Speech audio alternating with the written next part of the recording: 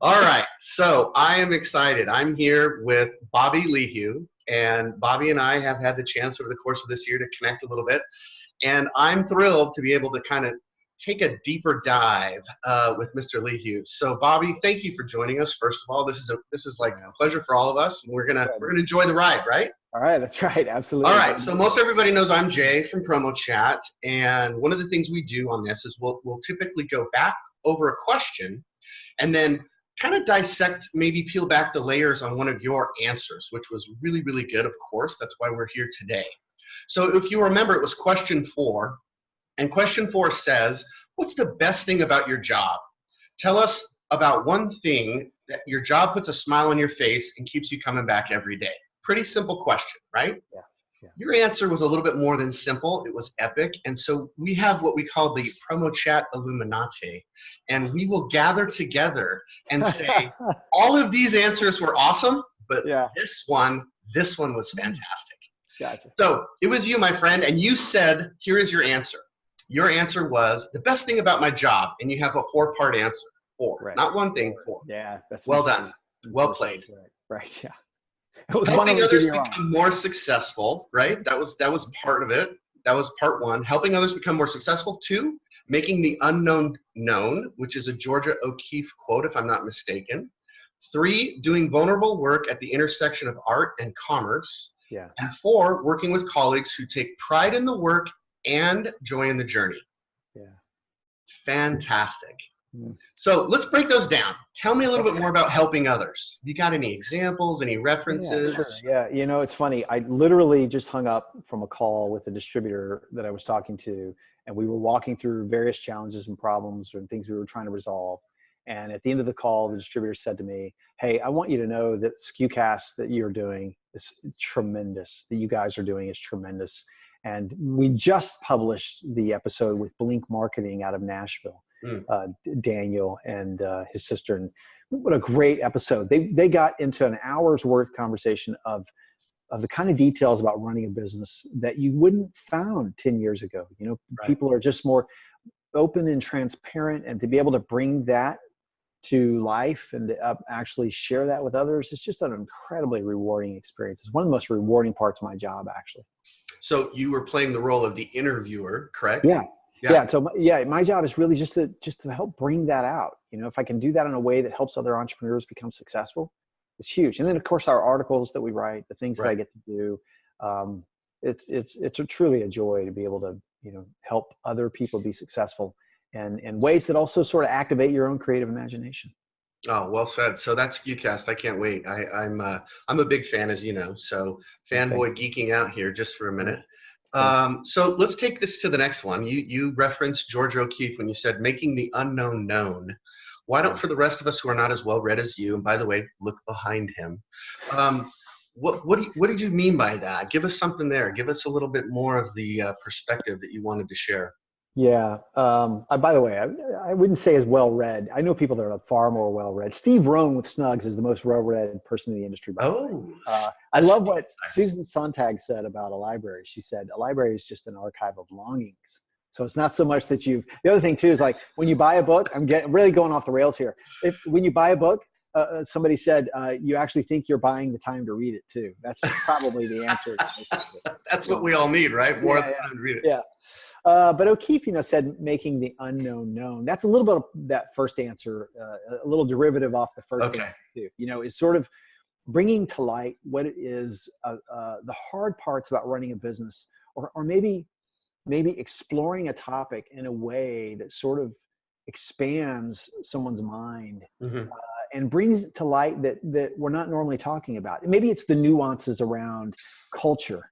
We had this great culture series that we did. I don't call it great because we did. I call it great because of the feedback we got from folks.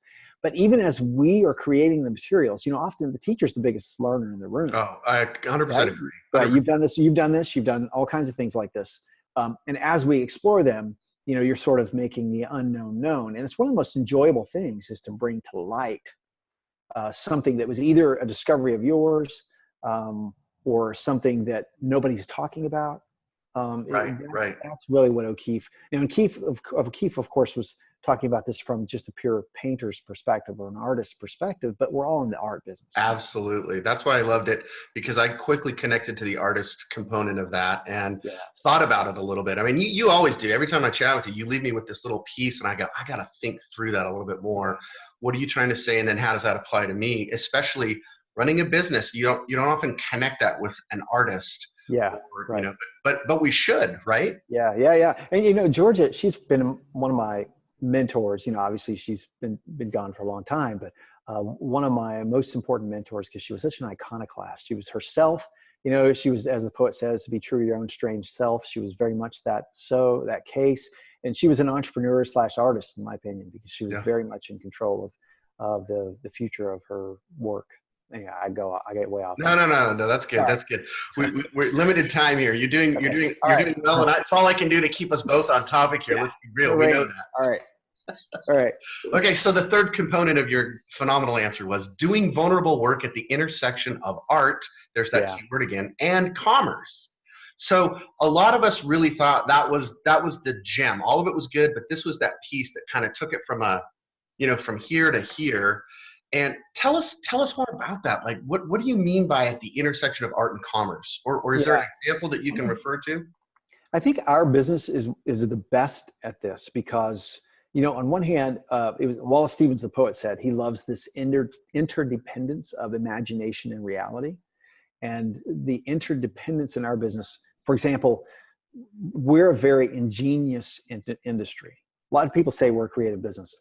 I actually think we're an ingenious business because we're taking a product that someone has created and imported, and we're doing something that they never even thought about for a client. We're creating a unique experience based off some off-the-shelf product. Now, obviously, sometimes we're doing completely custom work, right? But for the most part, that's art. And there's a part of me that is really passionate about this in our business, and this. We've talked about this. Of rescuing the art side of our business, and bringing it to the forefront, because that's the stuff that's inspirational and emotional. That's the stuff that connects with people.